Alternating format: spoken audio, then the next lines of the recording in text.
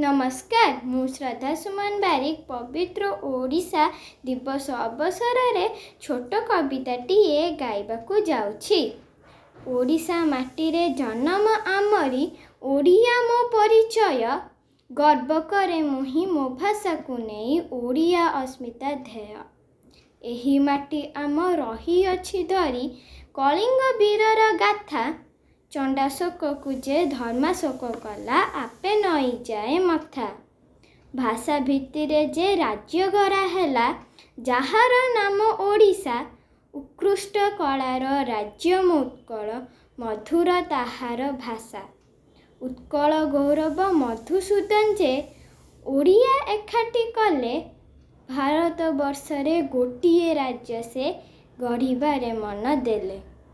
गजपति राजा कृष्णचंद्र देव अवदान तांको थिला स्वतंत्र उत्कल प्रदेश गठन स्वप्न जे सार्थक हैला।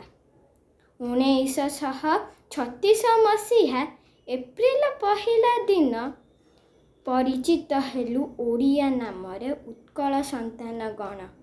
वंदे उत्कल जननी। धन्यवाद।